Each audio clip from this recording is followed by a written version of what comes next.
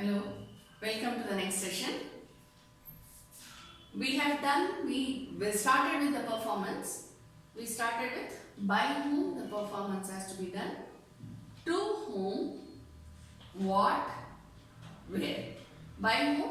By the promiser. And I give you the example of the stage of performance. At one stage it is me who is the promiser. At the next stage it is the other person who is the promiser. Okay? So that keeps varying, promiser and promisee. What? What should be performed? Whatever has been promised. If what has been promised in the initial contract, that has to be performed. In case there is a varied contract, then the performance should be as per the varied contract and not the initial contract. Okay? Because in that case, the varied contract terms and conditions become the promise. Therefore, performance has to be by varied contract. Next we go on to where. Either at the promiser's place or the promisee's place or any mutually decided place. See, for example, if a construction is going on, promiser stays in one house, promisee stays or probably the office is in some other place. So what can be done? The construction cannot go on either at the promiser's place or promisee's place. So where would it be? At the construction site. So that will be the mutually decided place. Okay? Then we go on to the next point. That is the fifth point.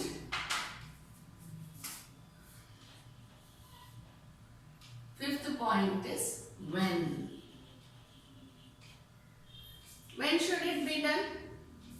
Within the time period given in the contract.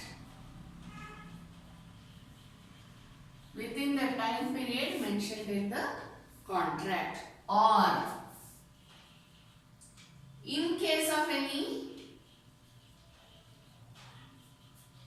postponement, in case of any delay, then at a mutually decided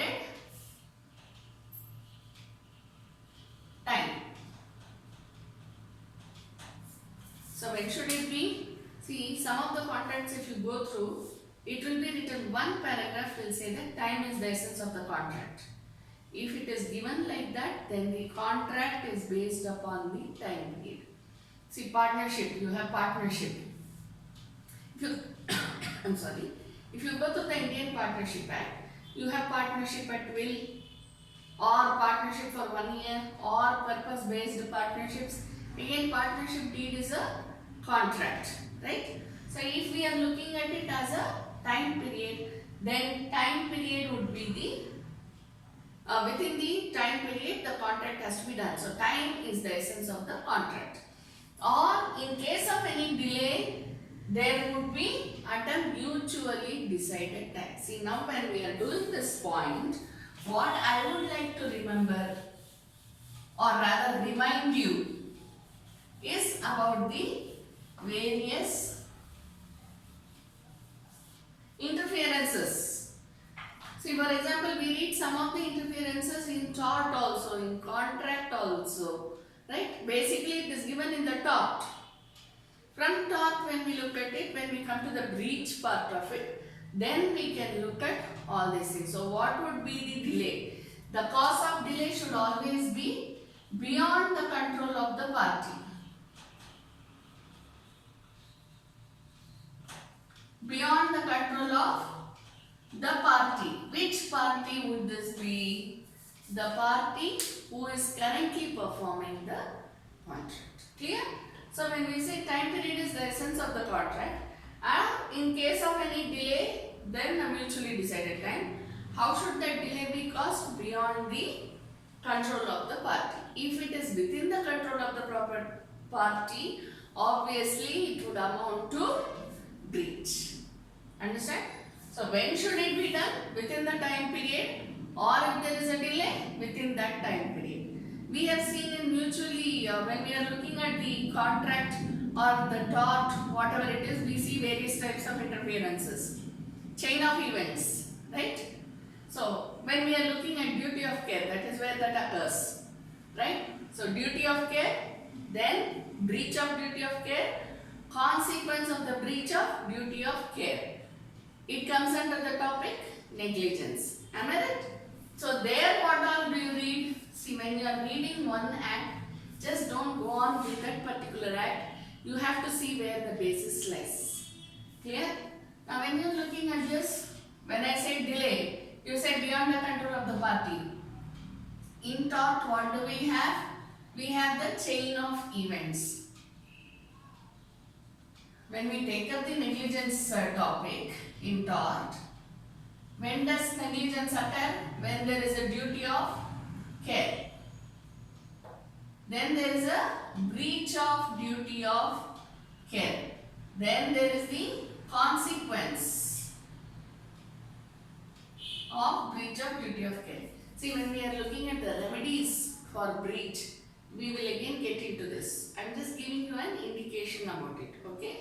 So, beyond the control of the party, you have to base it on these three criteria, which comes under the topic negligence of law of torts. Clear? Then the next one is the, so to say, main part in performance. What is it? It is how.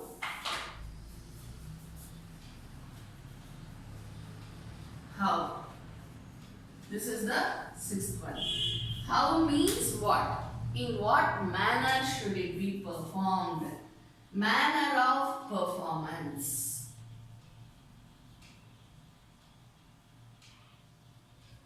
In what manner should they perform? Obviously as promised. If I say I am going to teach you law, I have to teach you law. I cannot go on asking you questions. What is law? What is contract? Can I go on asking you questions? No, I have to teach. So what should be my manner of performance? I should be in a position to teach you.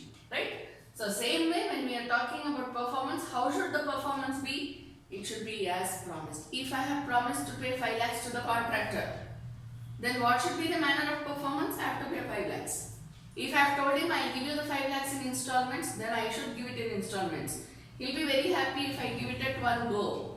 But still, if I have promised in installments, I should give it in installments. If I say within 1 year I will give you the 5 lakhs, I should give it to him within that 1 year.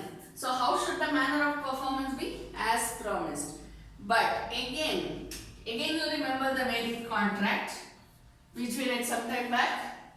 If the manner of performance has changed over a period of time, or rather the situation needs that the manner of performance should be different. Clear? Then as mutually agreed upon.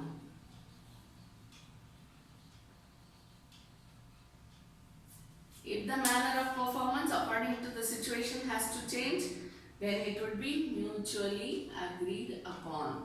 See, but sometimes what happens is, I have absolutely no idea what is plumbing. I have absolutely no idea what is construction. It happens. All of us are not experts in everything, am I right? So in that case, what would be left to the expertise? Skills and expertise of the party. Now, where have you read the skills and expertise? How will you look at it? Go back to the consideration topic. What's consideration? Something in return. What is that something? Monetary or non-monetary? When you are calling about this non-monetary, you have to look at skills, expertise, knowledge. All these come under non-monetary consideration. So what are you looking at? Performance is always connected with consideration. Of course, it is connected with all the other essential ingredients as well. But performance is directly connected to consideration. In consideration, what did we do? Doctrine of privity of contract. Only the parties to the contract have to perform, and we know within brackets who are all there in that. So same thing when you are looking at the consideration, how it should be performed, then you should go back to this again consideration part, which says monetary or non-monetary. Clear? Then you have the doctrine of frustration. Under the performance part, you have called the doctrine of frustration.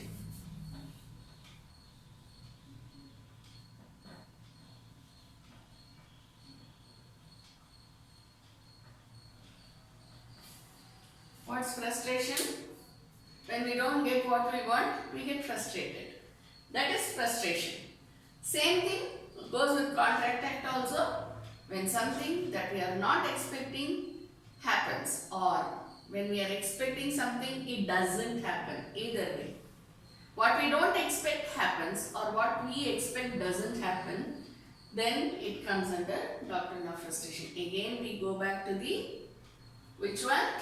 We go back to the law of torts. Again in remedies to the breach of contract, you have law of torts. It's the same topic over 3 topics. Clear? Frustration happens. When does it happen? When there is a breach. When there is a breach of contract, the doctrine of frustration is attracted. So when there is a breach, doctrine of frustration is attracted. What does this doctrine of frustration say? Unable to perform the contract.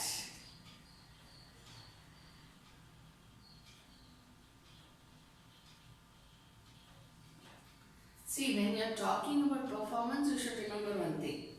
Perform the contract either partly or wholly. For example, we will take the same construction example. The contractor says, pay me 5 lakhs, I will put the foundation and leave it. Again, pay me another 5 lakhs, I will make all the necessary erections for the buildings. Clear? Now, if I give 5 lakhs, then what he says is, you give me 5 lakhs, I will finish the. Actually, if you go and look at the contract, it is for the entire building. But we are doing it part by part by part. First we put the foundation, then the erections, then the cementing, and then the roofing and whatnot. So everything becomes where there is a whole contract between me and the contractor, you have it in parts. Okay, now I will give 5 lakhs for this, 5 lakhs for this, 10 lakhs for this, 10 lakhs for this, 5 for this, 4 for this. This is our contract. I have given him 5 lakhs. Okay, what should he do?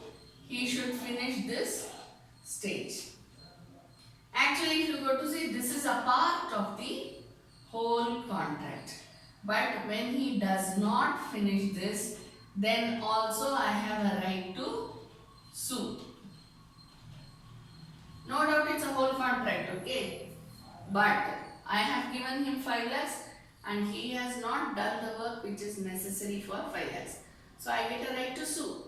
Now he cannot say this is just a part performance. You don't have a right to sue. We have the entire contract left out.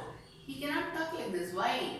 Because in this case, part is taken as whole. Each one is a contract in itself. Plus as a whole also it is a contract. Please remember this very well. Why? Because when you get a recovery case, the recovery case may not be filed for the entire loan amount which is pending between the bank and the customer. That's usually the subject matter for recovery cases. Okay. So maybe the installment which is pending may be 3 months, 2 months, 4 months, something like that. But how you should take it is not the entire contract for which recovery case can be filed. Recovery can be filed only for the 2 months installment which is pending, or the 4 months installment which is pending, something like that. So in that case, what? Each installment is treated as a separate contract, even though it is a part of the whole contract. See, performance is a very important thing in the entire contract. Everything is important, performance is all the more important. Okay? So please understand it fully. So performance can be partly or wholly, and you know how it is. Clear? Now we go to this breach. When we are talking about doctrine of frustration, again we are talking about performance and it can either be partly or wholly. Now, when you get a case saying that, Your Honor, there has been a breach which has been caused, so therefore kindly award me damages. Okay, when you get such a suit, how will you look at it? First of all, you will see whether it is partly or wholly. Apart from this, what will you see? You will see why the breach was caused. That is the reason for the breach. Was it caused because of the party himself, the performing party? Was it caused because of the performing party? Was it caused because of the other party to the contract? Or was it caused because of any third party interference? Third party interference. Now when we are looking at this, when we say party performing, it is a performing party who himself has to it is a performing party who himself is responsible for the breach. Number two, the other party. It should be either the contractor himself, that is while performing he has been negligent, or it should be me who is causing the negligence, or who is causing the breach, or who is contributing to the breach, or it can be third party interference. When we say other party to the contract interferes, here the contractor is there, here I am there. He is the one who is performing. If he is the one who is performing, then it is treated as breach by himself. But if it is me who is causing the breach, then it is known as what? Contribution. Therefore, when I file a case against him saying that, Your Honor, he has committed breach, please give me damages, I will not be taken seriously by the judge. Thank you.